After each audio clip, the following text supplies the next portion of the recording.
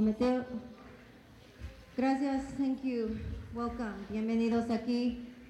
The young ones here would like to offer something very special for Dolores. We spoke about this last night when we were practicing and looking at this 50 years of the farm worker movement, but also 50 years of contribution to the earth, to the planet, to many people of many cultures.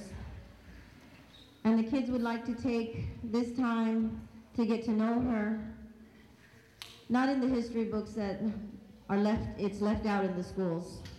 Because I did ask everyone this week, who's Dolores Huerta? And I apologize, Dolores Huerta. A lot of the children don't know. We don't know our own history. So it's an honor, Dolores, that the kids can learn living history with you present, and they can tell their children. They didn't read it from a book, that they lived it, and they stood by you. The young ones would like to offer her a blessing with the plants, the elements from the earth that she ancestors fought so hard to protect and take care of. Oh.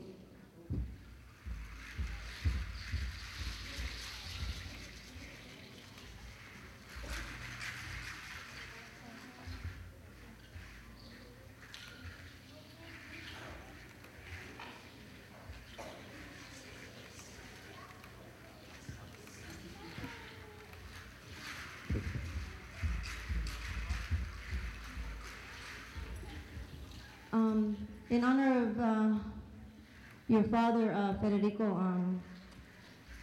Dolores would like you also to be up here, kind of receive these blessings from the earth and stand next to him.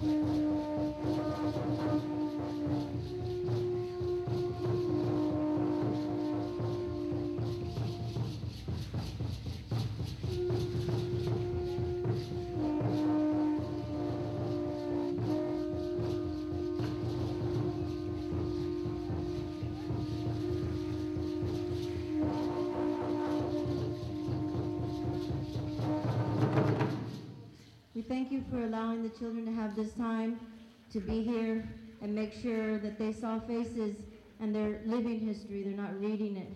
And like I said, I'd like to see it taught in the schools. But until then, it's our job to teach it and to keep it alive. Thank you for coming up here and allowing these children to see you and know you and understand your work. The young man that you see in front of you right now is our warrior from this year. He was going through his rite of passage. He holds for you, and I'm going to have you pass that to Federico real quick, just to hold on to that for a quick moment. This flag was carried in Cesar Chavez's funeral, and we've saved it all these years.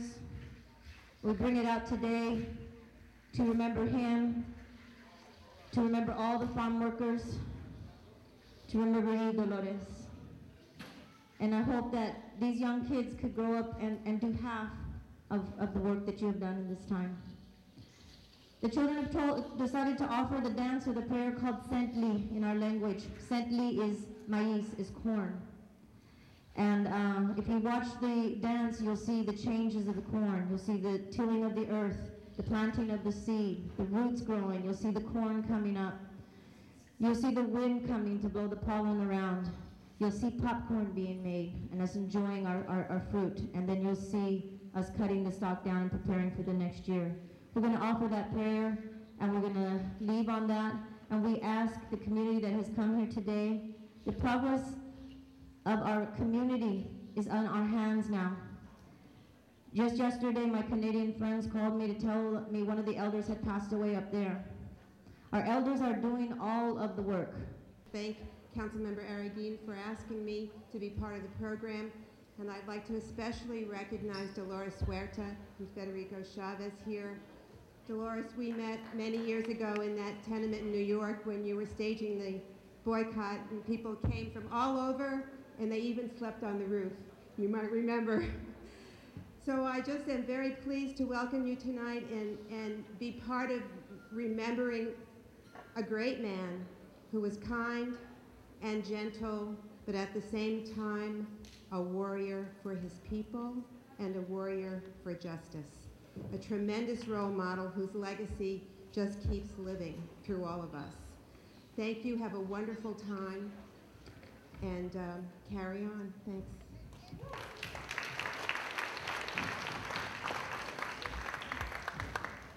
So if all the panelists will please come upstage. First of all, I just wanted to say how honored I am to be here with you all. The essay prompt this year was to reflect on Cesar Chavez's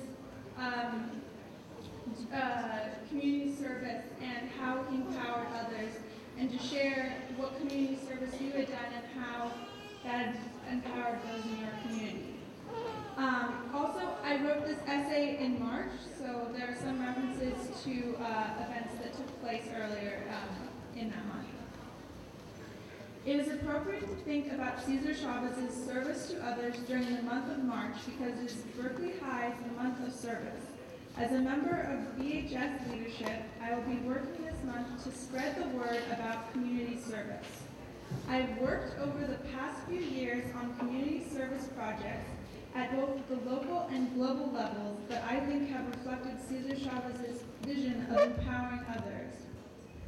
For the past 2 summers, I've worked at Satellite Housing, which provides low-income housing, mainly for seniors. One major ongoing task that I have had the privilege to work on has been an intergenerational oral history project, done in conjunction with a community group called Our Oakland Eastside Stories. I have done extensive interviews with 4 seniors who live in various subsidized housing locations in Berkeley and Oakland. After interviewing them, I wrote out their stories and read them at a presentation ceremony. Some of the stories are on the Our Oakland website, and some of them are being compiled into a book. Unfortunately, seniors are in a segment of our society that is often ignored. Taking the time to interview them and write out their stories let the seniors know that their lives are important and that others can learn from them. I've learned a lot about contemporary history just talking with these seniors, and I believe that the experience was just as valuable to me as it was to them. Since I started at Berkeley High, I've been a member of the Kiva Club. which raises money to fund microloans for people in developing countries.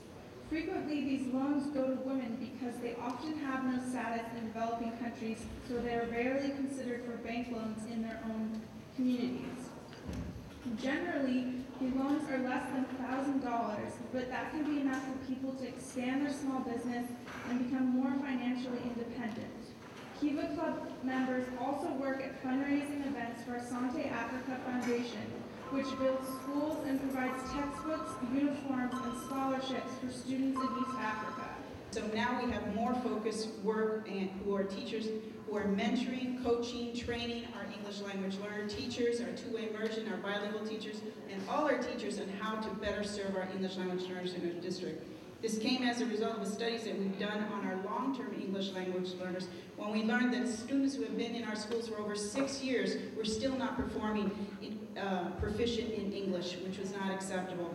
Our recent WAS at Berkeley High School also noted that proven intervention needs to be implemented to continue to strengthen schools to be proficient so they can graduate and be successful and be college ready. In 2010, the seal by literacy was approved by the board, and this is it's a good way to acknowledge our students making progress in a language other than English. And so this prompts our school district also to help our students become proficient, not just in English, but also in their second language or their first language. And this also, if students graduate and have taken a test in the AP, they can also get it on their diploma and be officially a bilingual, biliterate student. We have also hired for the first time in our district a translator to be available to translate materials for our public and our schools, and we have 4 positions that will be committed to the parent outreach, and one of those positions will be bilingual.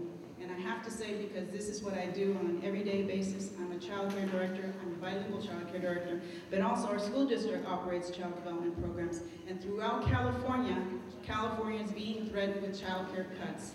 And this will mean that families who are subsidized or low income will no longer be eligible for care because our programs will be reduced.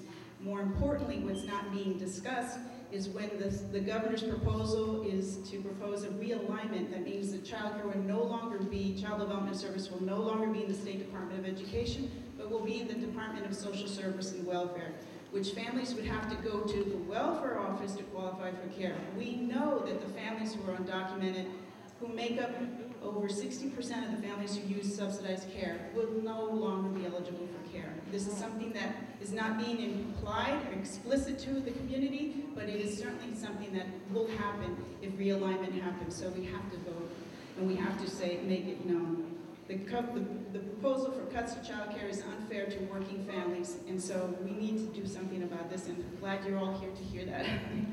Today we have a collective and united Inspire focus for our district to inspire the needs of our Latino students. Parents and community have always had this focus and have always had pressure on the district to address this. But given the unity we have today with African American community, our city, and the 2020 vision stakeholders, many of us believe that change can and will happen. Is it too late? Never. Is it long overdue? It certainly is. Will changes, improvements be made overnight? Not likely.